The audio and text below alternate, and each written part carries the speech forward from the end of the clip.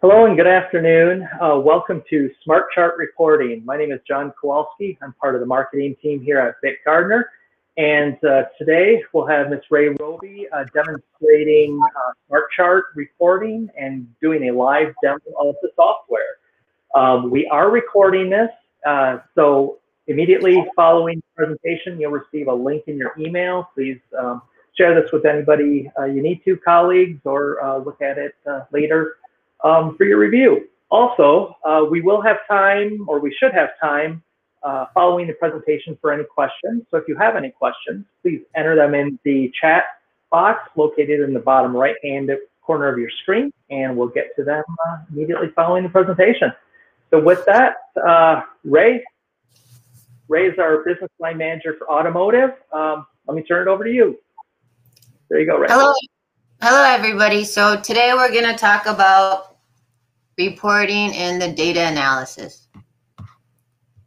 So if I open Smart Chart and I go into data analysis, I have a lot of different databases. You guys probably will not have this many. You probably only have like one or two. But I just wanted to give you some information on how you can use data analysis.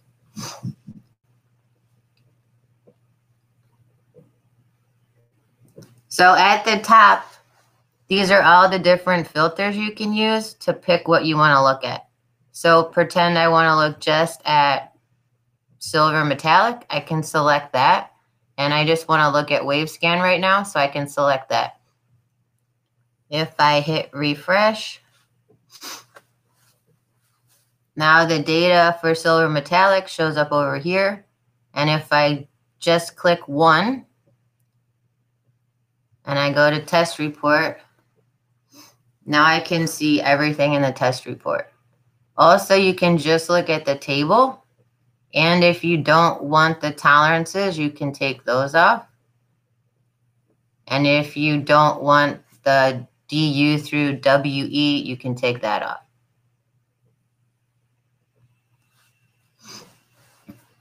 So it's totally however you want to look at things. All right, so if I want to print this test report, I'm going to turn the tolerances back on. If I want to print this test report, I go to print.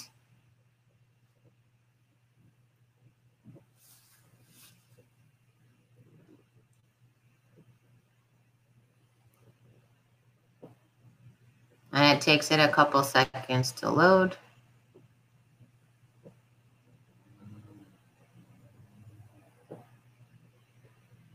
Or maybe a few more than a couple seconds.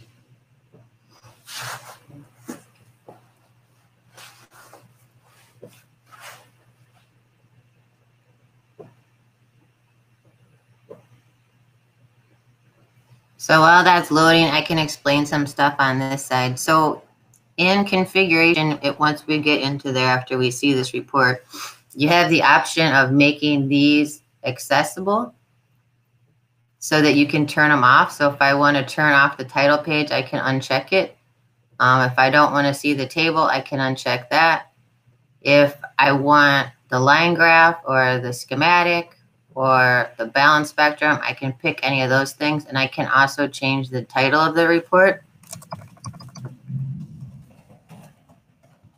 And then this, when I reload,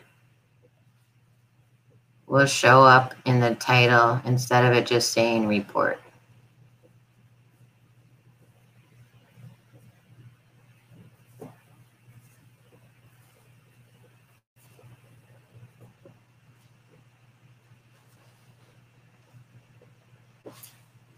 And here we go. So now it says example instead of report. It tells you the instrument, the date that it was completed on. You can also add any comments here and they will show up.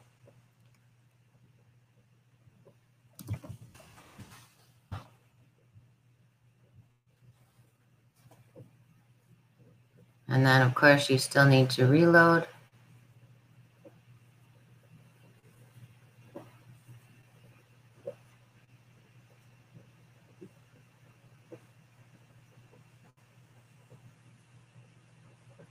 Okay. So now down here, you see where the comments will show up. You can change the fonts and stuff if you like on the comments. So if I go into configuration, this is where I can make new templates. So if I say new, now I can change the name, and you change the name over here.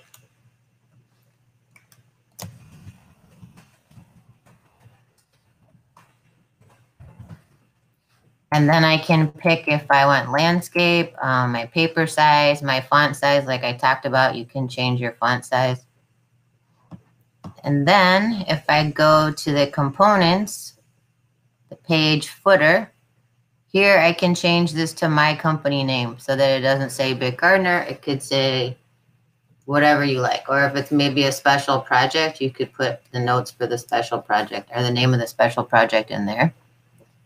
The page header as a logo, you can go in and pick any logo you want.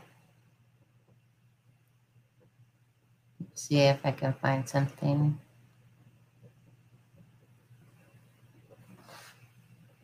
One second.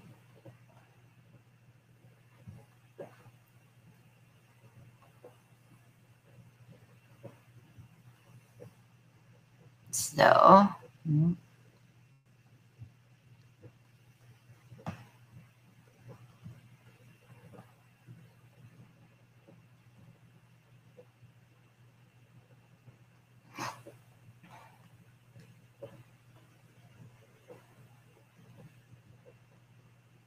we'll pick just the koala and we open it.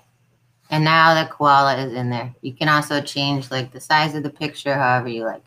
But normally it would be a logo. On the page header, I can also pick what I want to show up. So if I want the instrument, the date, the parameters, the color, parameter 3, parameter 4, parameter 5, I can put all those on there. If I don't want those, I just uncheck them and it changes that. The title page, you can also browse for your logo. And you can decide if you want the date and the instrument name. And this is what I was talking about, where if you want to be able to enable and disable in the other part where it said the standardized report, you can do that. If you want to make sure that it's always enabled, you can have it enabled, or if you uncheck this, it lets you just enable if you don't, or if you want it enabled and you don't have to disable it. The table, the same things you can do over here. You can also do the auto scaling. The schematic, right now I have it so that the user can enable it, but it's not enabled all the time. And then the same thing with the line graph for vertical and horizontal, and also the balance spectrum. I can do the same thing. Once you come up with your report structure, you can also export it and send it to some of your colleagues if they want to use the same report schematic as you. And then everybody's doing the same exact thing. And then I would just save it.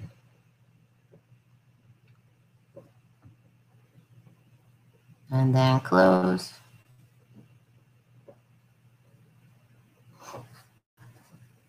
And now I have two different reports that I can use depending on what I'm trying to do.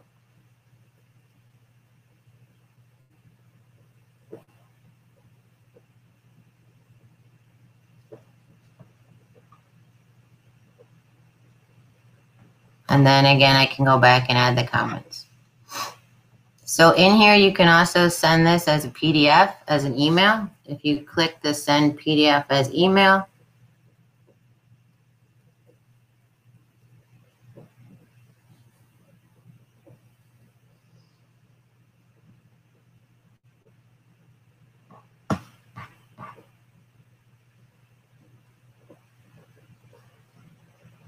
I think it's behind.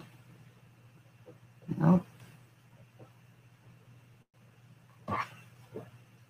One more time.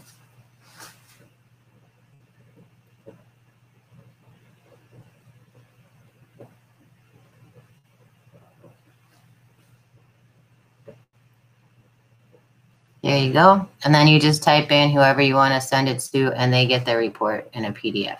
So I think that's really helpful if you're sending something to another person or maybe another company that needs to see the data, and maybe they don't have Smart Chart, so they need it in a PDF.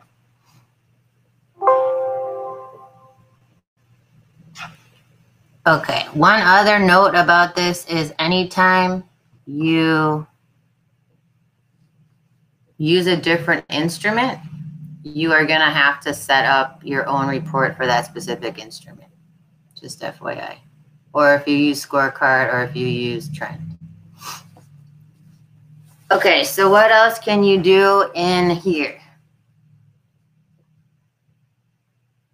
If you click on any location and you click history, it's going to show you that history over time. This one's not very exciting because it's only one data point, but it can show, I think, up to 30 different data points. And you can see the history of how something's running over time. And a lot of people like this function because you don't have to go into Scorecard and then set up a report for Scorecard. You can just do it for each individual location. If I pick 2 locations or 3 locations, then those all show up. So I think it's a really fast way to get your history for your data points that you want to see.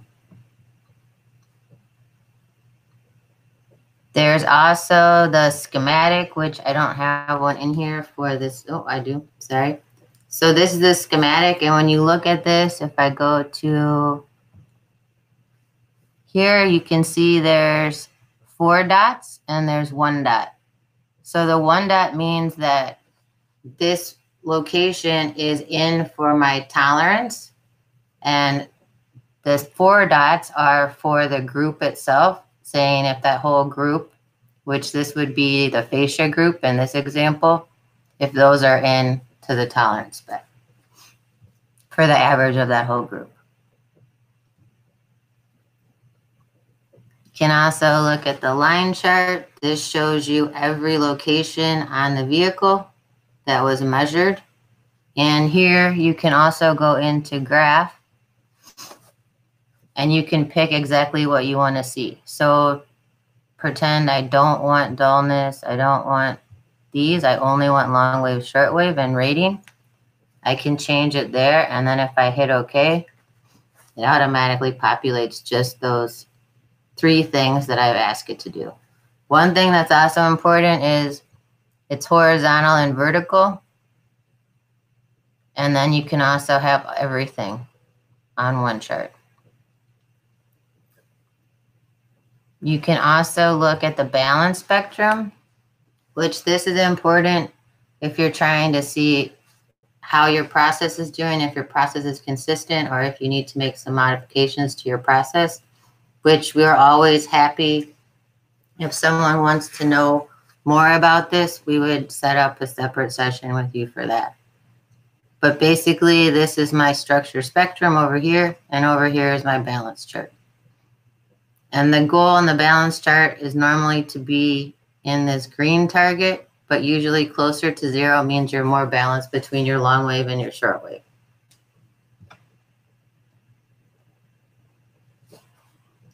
So that's the test report for the wave scan. I can also do a test report just for BICMAC.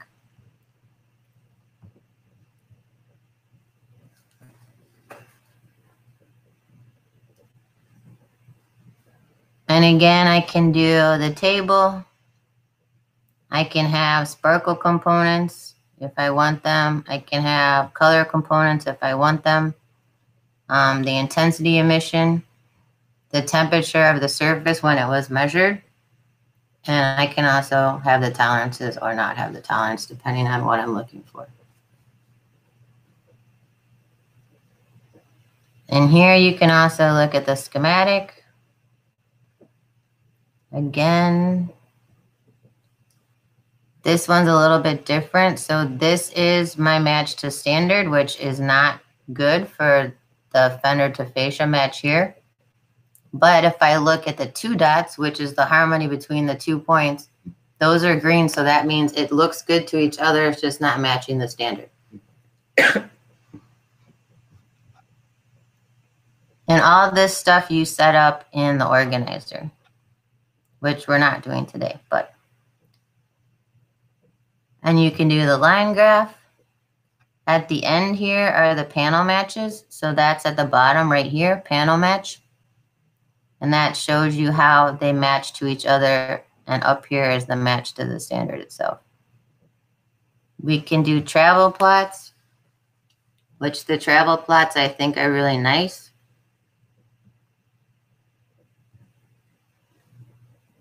Because you can look for patterns.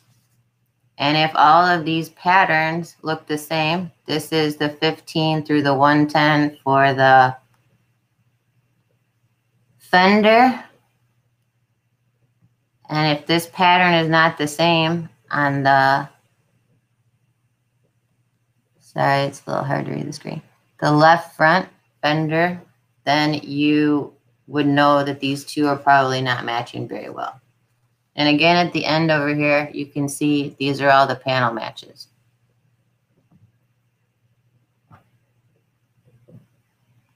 This also shows you the sparkle and the graininess. So if your color looks really good, but your graininess or your sparkle is different, you're going to see that on the vehicle. And this also gives you a way to see the differences.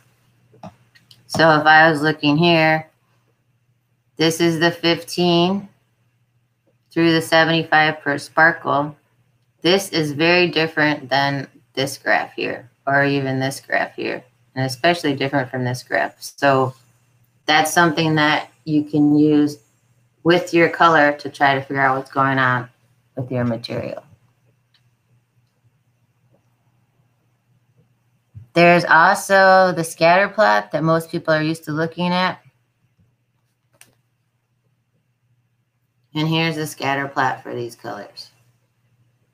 So it looks pretty good on the first couple angles, and then it starts to go out on the 45, and then the 75 is even farther, and then the 110 is even farther out. And you have your sparkle scatter plots and your graininess down here.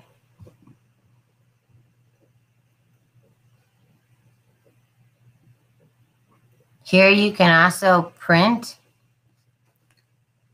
and it's the same setup, but like I told you before, here it says BICMAC, so you do have to do these for each individual instrument.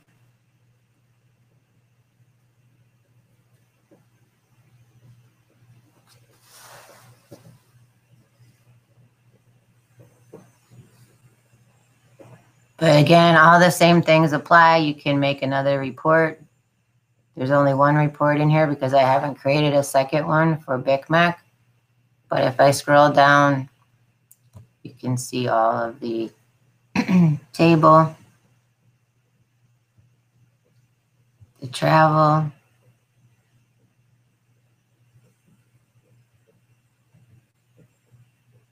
the scatter plots, and the sparkle and graininess plots too.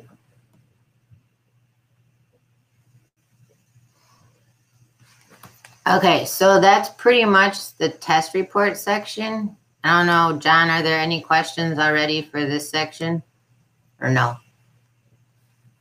No questions yet, but if anyone does have any, just throw them in the chat box and we'll get to them.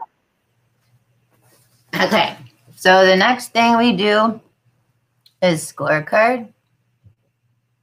And in scorecard, this is basically where you want to summarize something for like an executive report. So if I pick more colors, let's pick 3 colors. And I go to refresh. And I select all of my data.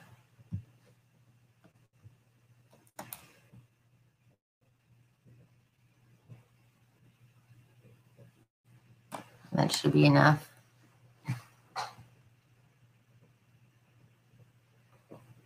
Now I get a summary for all the data for whatever time period I selected, and it's just a summary of how my silver is running, my metallic black, and my tri-coat white.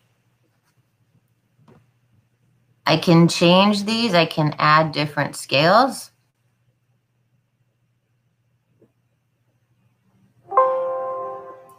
So if I just want, say, the summary, the delta ET and the delta ST, I could just pick those two so that it's not so busy. And then it's a very simple summary report.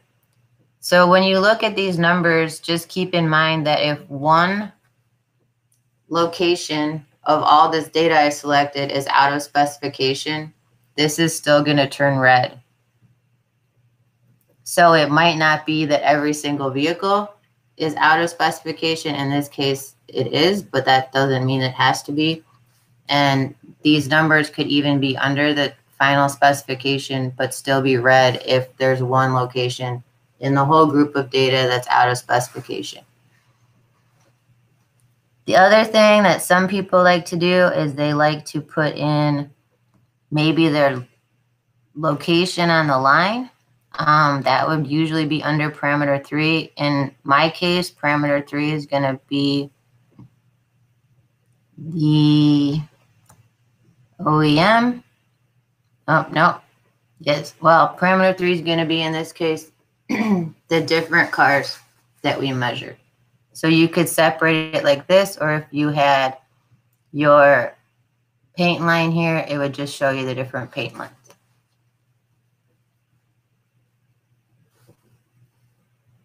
And these are just like a pivot table, so I can put anything that I want. If I wanted to do it by day, I could also put the date in.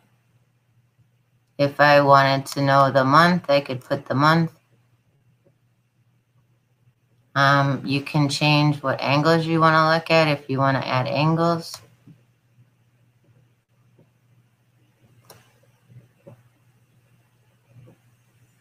And this just changes the layout. So if I just use scale, it's not going to always show these in the same pattern.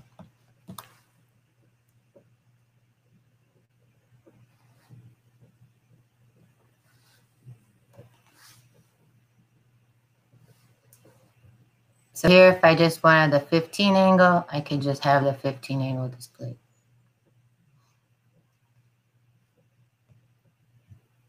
So this is very, a little complicated, but it allows you to do many things. And the other thing that you can do is if you add here a new layout, now the next time I go in, I can pick that layout and it's going to show just what I have right here.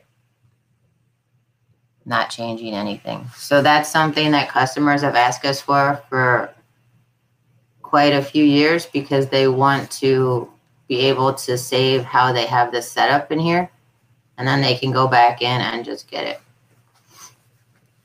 The other thing here, we also have box plots.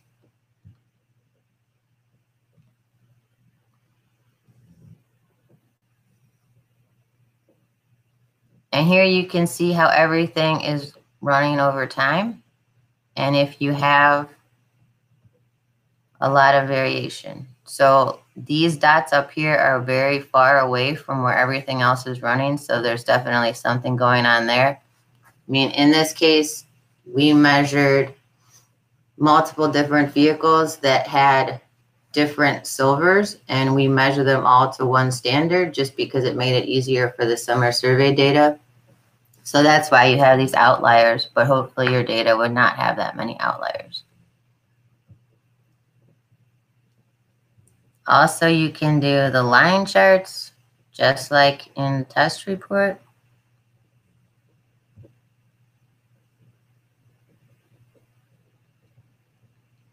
And we'll just pick the silver to make it a little bit easier to look at.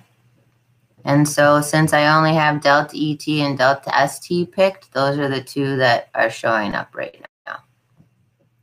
And here, if I have multiple vehicles, it's going to average them by check zone. Also, you can do the travel plots. Here again, you can see the different patterns. And again, it's averaging for each check zone.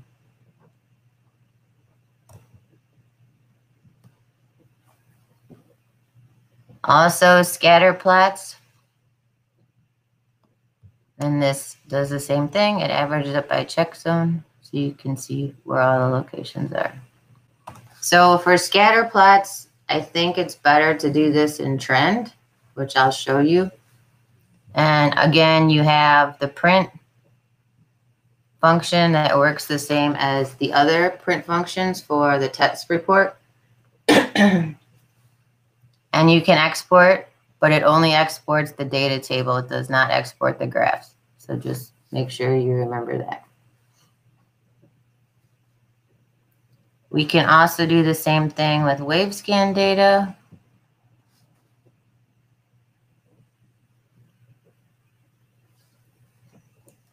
Here, if I pick data,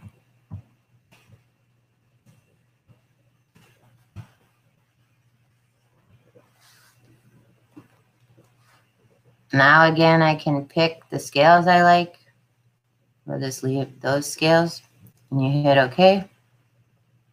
You can also decide if you want to see all the individual check zones. If you don't, you can put that at the top, and now it's just the individual colors.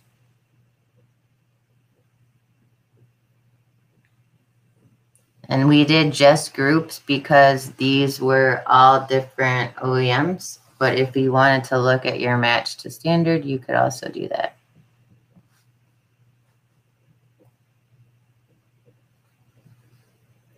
And again, you can pull in whatever parameter you want. If I pull in this parameter 1, in this case, it's the JD Power segment name that they come up with new every year to kind of group all these different vehicles together. So in most cases, it would be maybe a plant or a body type that you wanted to look at. And here you can see the line chart. And again, you can pick what you want, long wave, short wave, rating, and also you can look at vertical or horizontal only, or all. And again, on here, you can pick what you want on the graph, and you can change the order if you want, or you want something next to each other, you can do that too.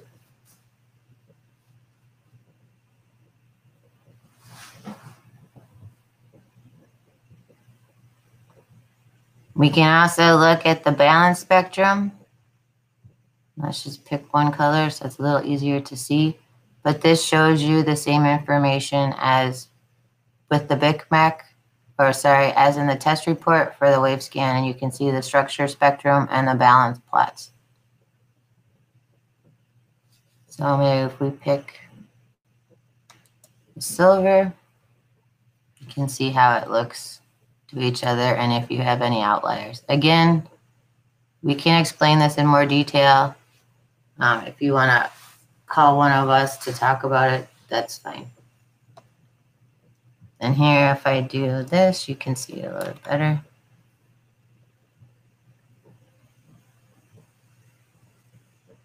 Okay. So now we look at trend data. So in trend and scorecard, the things that you can change, like the scales and stuff, are all the same way. The one thing that's different here is you have where you can pick daily, weekly, monthly, yearly, parameter 5 by timestamp, or checksum by timestamp. And if I just pick silver,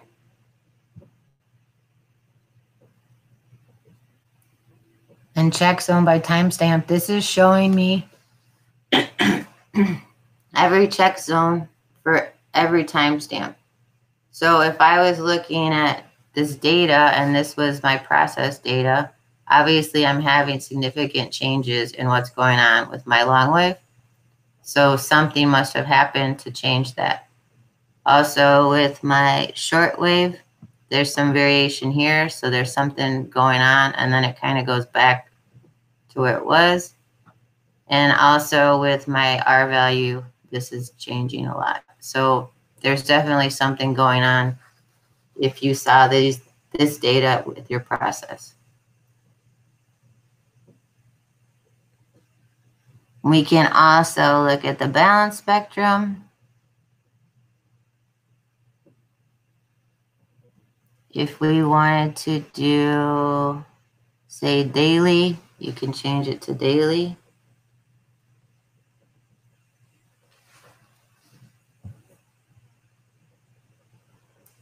And then we can do the same thing with BICMAC.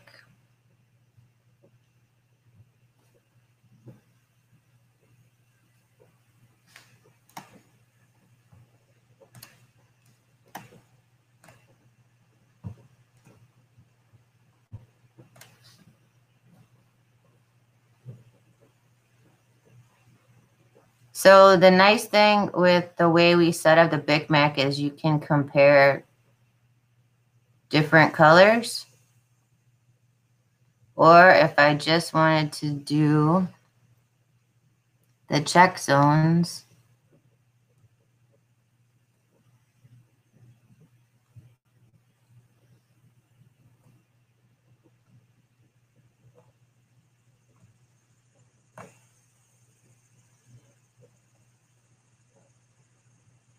I can pull the check zones in. And then if I pick different check zones and go to the scatter plot,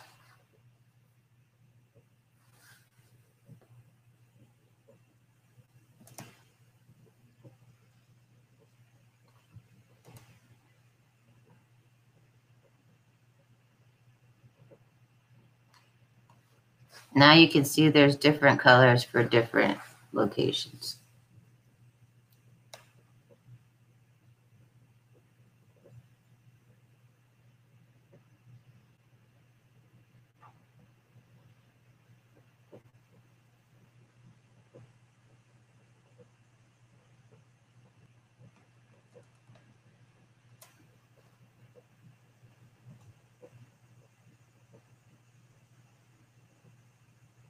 So you can compare two locations if you wanted vendor fascia, depends on what you want to look at, and you can compare it there. The one thing you do have to do is have this compare checked so that it will compare them. If you turn that off, it does it like it does in the test report and like it does in Scorecard. It shows you the angles, but it doesn't tell you which actual location you're comparing. And again, you can print. You can also do the export. Can show you the scatter plot so you can see the comparison, which I think is also a very nice feature because it really lets you know if everything is running close together or if there's a problem.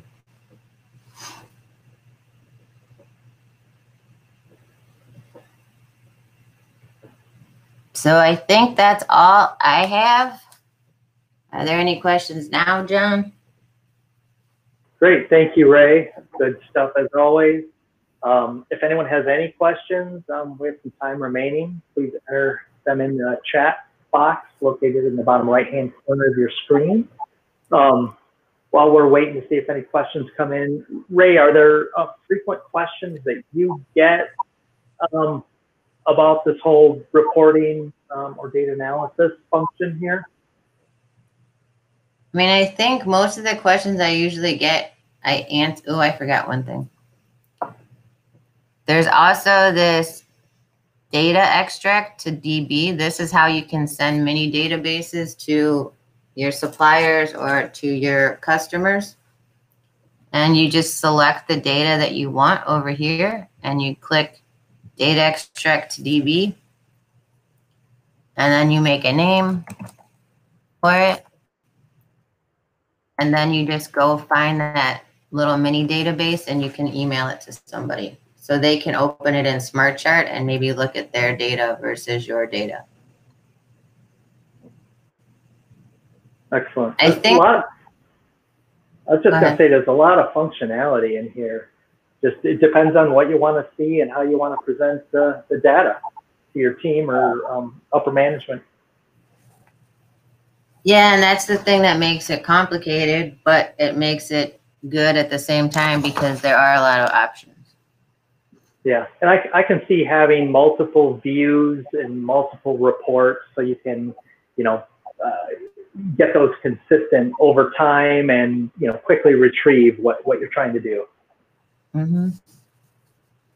Does anybody from our field people have any questions they frequently get that I missed? Yeah, if anyone's from the field, you should be able to unmute your microphone on your end. If you have any questions or just comments or something you'd like Ray to cover. Yeah, same thing with our attendees too. If there's something specific in Smart Chart you'd like some more clarification on that Ray can assist with, please enter it right in the chat function. Give it a few minutes here. Quiet group today. Mm-hmm. I was going to say it's Monday, but then I realized it was Tuesday. So. I know. I know. Hi, Ray. This is Geraldine. Can you show us the most common way for them to organize their data with the, you know, with all maybe several parameters that they might have? So let me switch.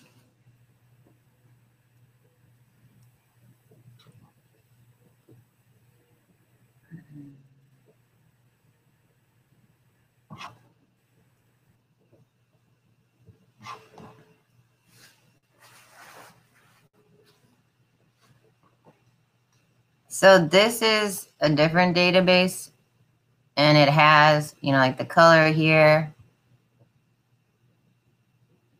the model 1, model 2. So let's just do model 1, model 2. We can leave that empty. Oh, one other thing that's also important is that you don't have to select everything you want. I know some people were used to using AutoChart and you had to pick all of the variables that you wanted. In Smart Chart, it's actually better to pick less things because then you get all the data that you need. If you pick more things, then you have the possibility of like not getting everything that's going to show up for what you want. All right, so say scorecard. Here's still the color and the check zones, but now if I want to do the booth, in this case is parameter 3, I can put that in. So now I only have one booth, but also I have for parameter 4, I have the plant. So say I want it by plant location. And let me pick some more data. So now you can see how plant 1 is running compared to plant 2. So that's something people would do, or they would do different paint lines. But always you need to have the color because all of your colors are probably not going to run exactly the same. So you don't want to be averaging all your color data together because it's not really going to make a lot of sense. Does that answer what you were thinking, Geraldine?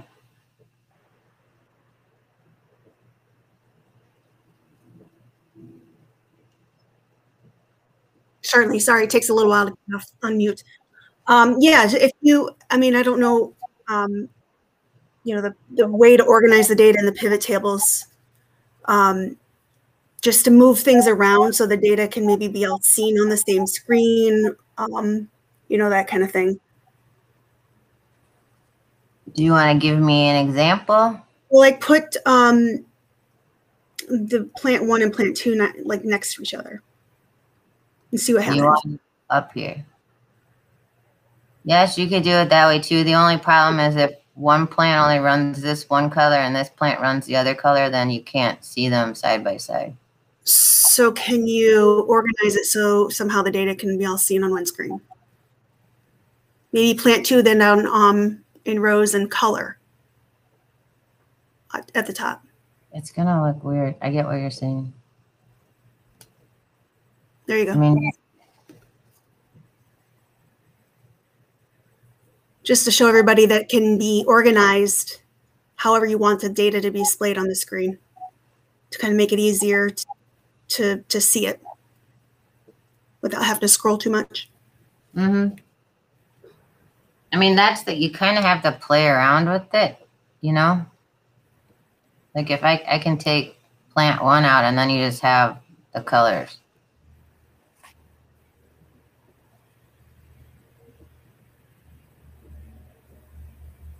Exactly. Yeah, a lot of great functionality, and like you said, just play with it till you get the format and the data you're looking for, and then save it. So there's also this item type.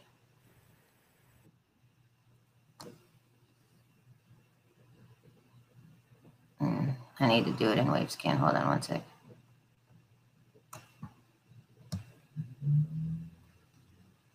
It will make more sense.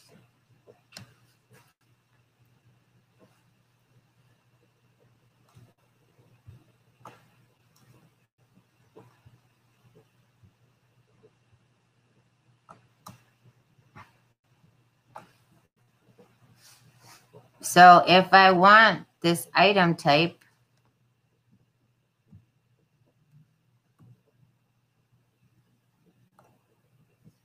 so if I have horizontal groups or vertical groups or left and right groups, then I can use this item type to select just those. So I take the match to standard out and just use the groups. And now I have, like I said, horizontal, and I have vertical, left and right for all the different colors. So that's something that a lot of the OEMs do because they want to see that their horizontals and their verticals are the same. You can also do it if you just want horizontals and verticals by just putting in the orientation.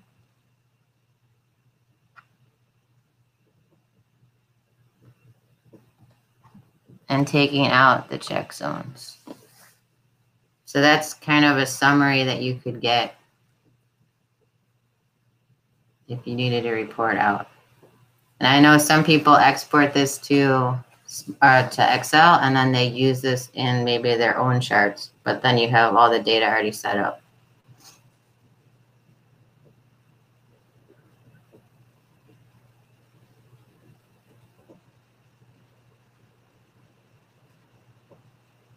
Great. Yeah. Good stuff, right? Good stuff. A lot of functionality. That makes it useful in any situation for your team or for leadership or for whoever, however you want to display the data. Is Greg on? He is not. I was going to ask him what he thought about the paint people, how they would set it up, but okay. Save that for another webinar. Mm-hmm. So if anyone at any point down the road, if you have any questions, feel free to reach out. We'll connect you. You can respond to any of the marketing emails. Myself or my colleague will get that and we'll forward it to Ray or the appropriate person. Thanks for joining us. Thank you, Ray, for your great insight and information here and the demonstration of the data part of Smart Chart. And with that, have a great rest of your day, and we look forward to seeing you on future Bit Gardener web seminars. Thank you. Thank you.